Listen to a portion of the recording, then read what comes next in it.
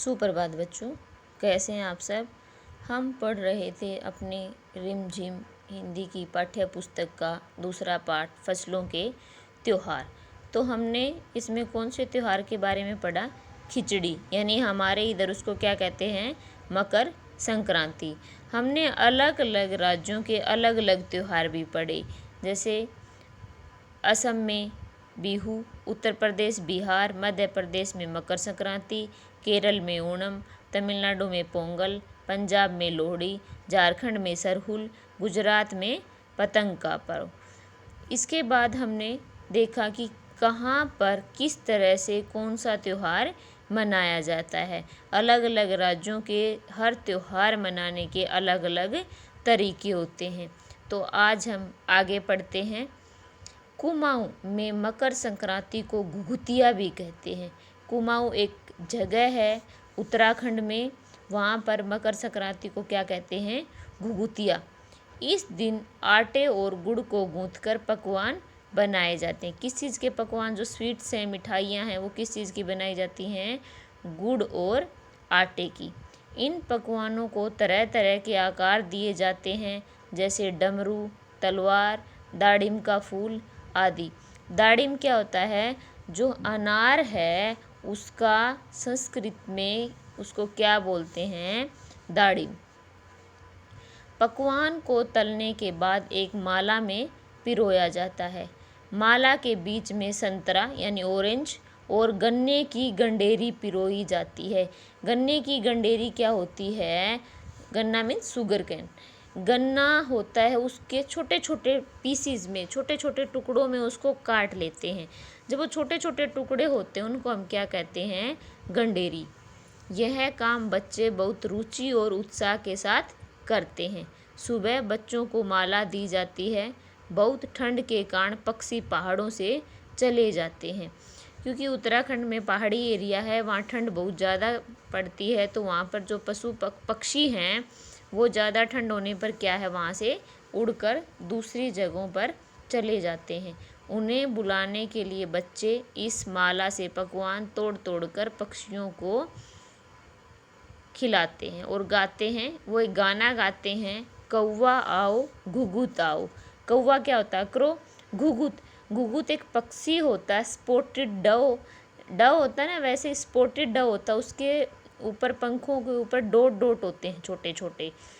घुघुत उत्तराखंड में पाया जाता है। ये एक पक्षी का ही नाम है। ले कौवा बड़ो, मैं कई दे जा सोने का घड़ो। खा लई पूरी, मैं कई दे जा सोने की छुरी। तो क्या कहते हैं? कौवा आओ घुघुत आओ और ले कौवा बड़ो। वो कहते हैं कि ये खा लो, जो उसने माला में जो कुछ पकवान पिरोए उनको खा लो और मुझे क्या दे जाओ? सोने का घड़ा। खा ले पूरी और मुझे क्या दे दे? सोने की छुरी। इसके साथ ही जिस चीज़ की कामना हो वह मांगते हैं। बच्चे ये गाना गाते जाते हैं और उन्हें जो चीज़ मांगनी होती है उसको मांगते जाते हैं।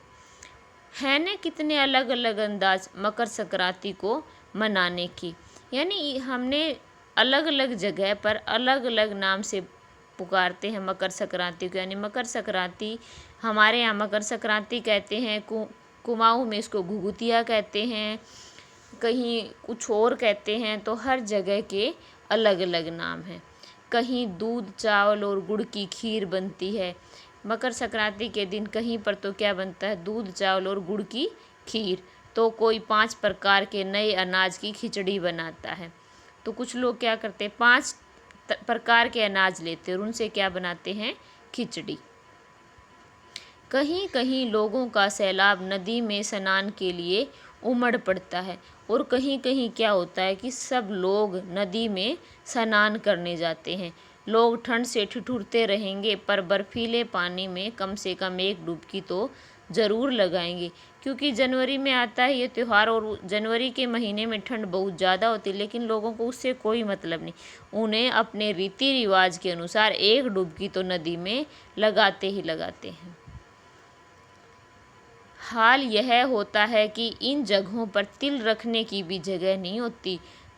कवि ने लेखक ने कहा है कि इन जगहों पर ऐसा हाल हो जाता है, यानी इतनी भीड़ हो जाती है, अगर आप तिल का दाना रखने के लिए भी जगह ढूंढोगे तो नहीं मिलेगी।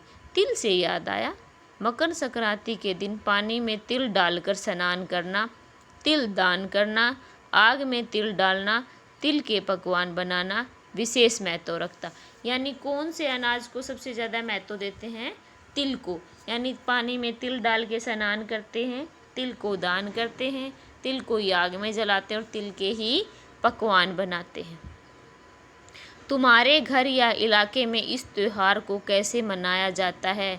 इसे खिचड़ी, पोंगल, मकर संक्रांति या कुछ और कहा जाता है? या तुम फसलों से जुड़े कोई और त्योहार मनाती हो? यदि तुम आपस में बात करो तो तुम्हें यह जानकर हैरानी होगी कि कई बार एक ही इलाके में रहने वाले लोग भी इस त्योहार को अलग अलग ढंग से मनाते। आप अपने दोस्तों से कभी बातचीत करके देखना कि वे लोग मकर संक्रांति को कैसे मनाते हैं। कई बार क्या होता है, हम पास पास ही रहते हैं लेकिन हमारे जो त्योहार मनाने के तरीके हैं वो अलग अलग हैं। और ये हमारा पाठ यहाँ तक ख़त्म हुआ। सभी को इस पाठ की रीडिंग अच्छे से आनी चाहिए, सभी को यह पाठ पढ़ना आना चाहिए। और आज आप गृह कार्य में नए शब्द लिखेंगे जिसकी वर्कशीट मैं इस वीडियो के साथ भेज दूँगी। धन्यवाद बच्चों।